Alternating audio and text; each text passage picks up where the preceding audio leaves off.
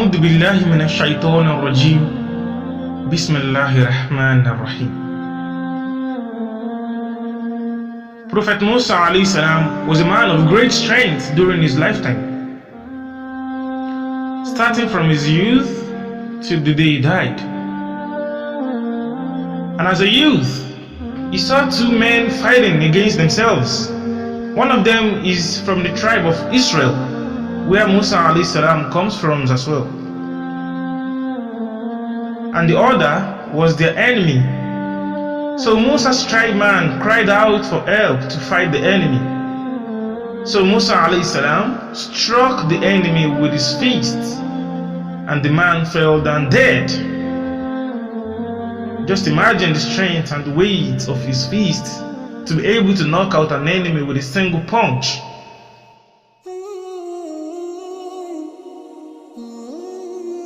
So the following day, Musa (A.S.W) again came across the same Israelite fighting with another enemy of Israel. So this man asked Musa again for help against the enemy. And as Musa (A.S.W) approached the Israelite reminded Musa (A.S.W) of the murder he committed the other day by asking him, "Do you intend to kill this man too?" So Musa (A.S.W) was reported to Pharaoh, and Pharaoh ordered Musa to be killed. However, a man came running and alerted Musa (A.S.W) of his punishment by death. So Musa fled to the desert after being alerted.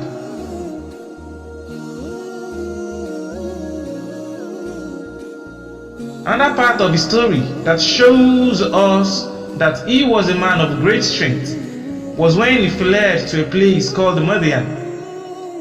He met two ladies trying to water their flocks, but due to the weight of the wall covering the well, they were waiting for men to come around to open it for them. And after Prophet Musa (A.S.W) listened to their story, he single-handedly lifted the wall covering the well. And these ladies were amazed that they told their father at home about the incident, and their father invited Musa (A.S.W) for a feast. Just imagine the kind of strength. The wall that requires more than one man to move was single-handedly carried by him.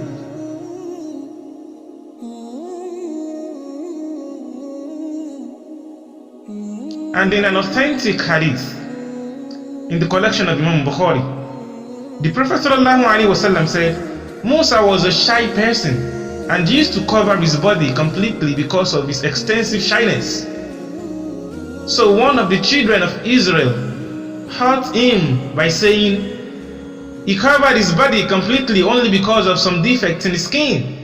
He must either be suffering from leprosy or scrotal hernia or some kind of defect.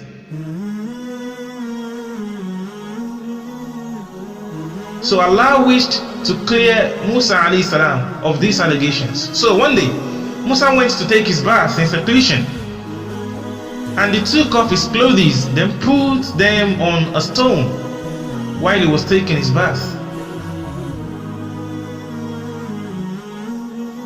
When he finished taking his bath, he moved towards his clothes so as to take them, but the stone took his clothes and started rolling away. It fled.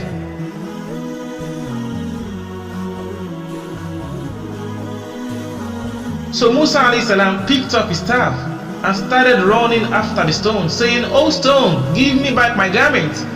Oh stone, give me my clothes." But the stone did not stop until Musa (A.S.W) reached a group of Israelites who saw him naked and found him in the best of what Allah had created. And Allah cleared him of what they accused of him. So after that, the stone stopped there, and Musa (A.S.W) took his garment and started eating the stone with his staff. And wallahi tallahi billahi al-adim, the stone was deformed due to Musa's eating, and it has some traces of the eating, leaving 3, 4, or 5 marks on it from the extensive beating. And according to a narration from Abu Huraira, he said like 5, 6, or 7.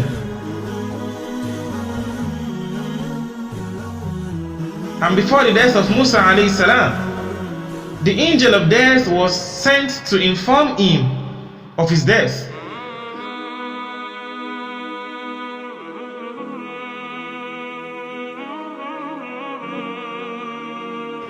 And upon hearing the news of his death, Musa alayhi salam punched the angel of death severely in his eye, and the blow was strong that it spoiled one of the angel's eye. Musa alayhi salam boxed the angel of death really hard that his eye was knocked out. So the angel of death went back to Allah and said, "Oh Allah, you have sent me to a slave who doesn't want to die. Look at what Musa alayhi salam has done."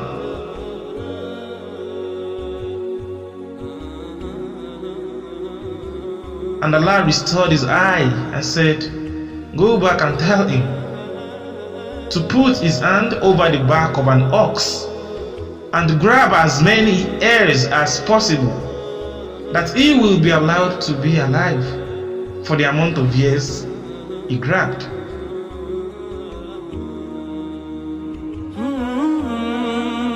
So the angel of death came back and told him the same. Then Musa asked, "Ya Allah, so after I spent those additional years, what next?" Then Allah S.A.W. said, "Death. That is, you will still die." Then Musa alayhi salam, after hearing that, said, "Then let it be now." But before he died, he asked Allah S.A.W. to bring him near the sacred land at a distance of a stone's throw.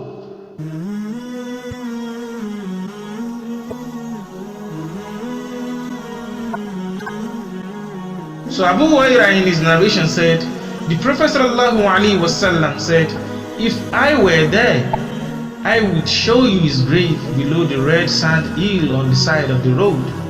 That is, the Prophet was telling Abu Huraira that if Abu Huraira